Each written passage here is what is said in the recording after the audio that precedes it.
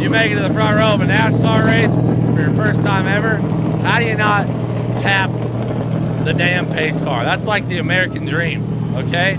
I'm in a freaking V8 powered bald eagle NASCAR. I'm hitting the pace car. What happened at Charlotte Motor Speedway has sent shockwaves through the entire NASCAR community. Cleetus McFarland's actions during the General Tire 150 have left fans, drivers, and officials feeling deeply uncomfortable. And it's not just about the devastating crash he caused. From hitting the pace car to triggering chaos that sent Isabella Robusto headfirst into the wall, McFarland's behavior at Charlotte has everyone questioning whether he's ready for this level of competition. But what really has people uncomfortable is how he handled the entire situation, and the disturbing pattern that's emerging in his NASCAR journey. The General Tire 150 at Charlotte Motor Speedway was supposed to be Cleetus McFarland's breakthrough moment. Starting from 11th position, the YouTube sensation had steadily worked his way forward, reaching 7th place before the first caution. This was his debut on an intermediate track, a completely different beast from the super speedways where he'd previously competed. Following the first caution, Cleetus McFarland chose track position over fresh tires, launching him to 2nd place and giving him the privilege of restarting on the front row for the first time in his ARCA career. Here's where things get deeply uncomfortable. Prior to this restart, Cleetus McFarland got to fulfill his dream by tagging the pace car from the front row. Life dream fulfilled, as the YouTuber-turned-driver hit the pace car before the restart. While some fans found this amusing, many in the racing community were immediately concerned about his professionalism. McFarland himself later admitted, I got humbled, on that restart. Made it to the front row for the first time, hit the pace car, which had me so fired up to hit the throttle. I forgot there's no dang restrictor plate. On that restart, made it to the front row for the first time, hit the pace car, which had me so fired up to hit the throttle. This admission reveals something deeply troubling, that hitting the pace car made him overly excited and affected his judgment for what came next. What happened next was a complete disaster. His team had reiterated to him the importance of warming up his tires before taking off, but when the green flag flew, Cleetus's tires spun, causing a stack-up in the outside lane. McFarland spun his tires as the leaders accelerated, causing the number 34 to fishtail before connecting with Isabella Robusto's car, sending her head-on into the outside wall. Several other cars were collected with about 10 drivers sustaining damage. The impact on Isabella Robusto was particularly devastating. She was sent headfirst into the walls, taking another big hit after bouncing back out. Isabella Robusto took the worst of it.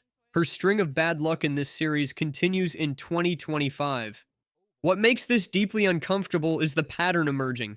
McFarland escaped with only minor damage to the left front, while other competitors suffered race-ending damage. He was visibly frustrated with himself, slamming the wheel with his fists and even slapping the top of his helmet inside the race car. "I blew it," he radioed to the team.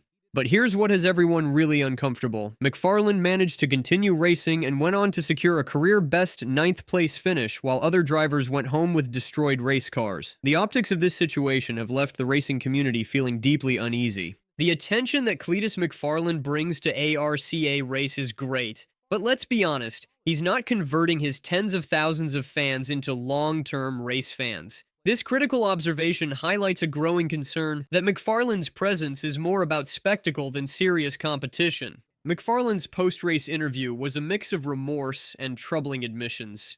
Yeah, I want to start off by apologizing to the team that I took out. I think it was several cars, and I feel terrible about that. Every time I go racing, I don't want to get taken out, and I've felt it. It sucks. I've been sent home, and I made a complete rookie maneuver on the restart.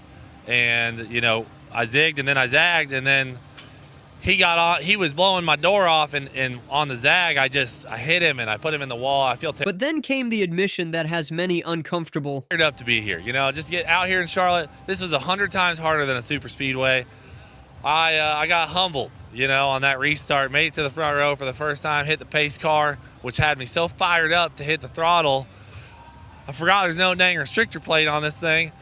I'm like, wham! Gave her the beans.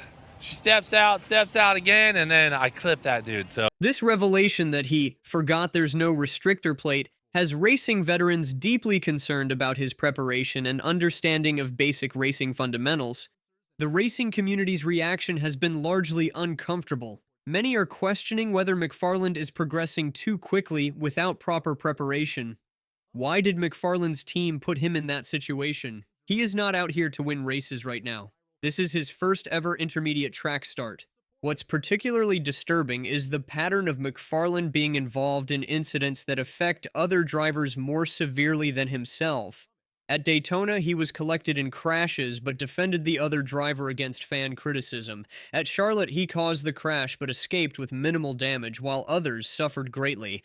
The viewership numbers tell their own uncomfortable story. Over 42,000 people were watching McFarland's in-car camera, peaking at 49,000 active viewers. But this massive viewership for what was essentially a wreckfest raises uncomfortable questions about what fans are actually tuning in to see. The aftermath has left many uncomfortable with McFarland's trajectory. Despite scoring a top 10 finish, McFarland was lapped by eventual race winner Austin Green, highlighting that while he may finish well due to attrition, he's not competitive with serious contenders. Racing veterans are privately expressing concern about McFarland's approach. His admission that hitting the pace car made him so fired up suggests an unprofessional attitude that prioritizes entertainment over serious competition. The fact that this excitement contributed to a major incident is what has the paddock uncomfortable. The most uncomfortable aspect might be McFarland's own assessment. Where did we finish? Ninth better than ever, but still sucks. If you ain't first, you're last, quote Ricky Bobby. This casual attitude after causing significant damage to multiple competitors has left many questioning his commitment to serious racing. What's next for McFarland has everyone concerned. Up next, McFarland is set to make a comeback in September at Bristol Motor Speedway. Bristol is known as the last great Coliseum, a high-banked short track where contact is inevitable. Many are deeply uncomfortable about what might happen when McFarland faces the intensity of Bristol racing. The uncomfortable reality is that McFarland's presence has become more about spectacle than sport.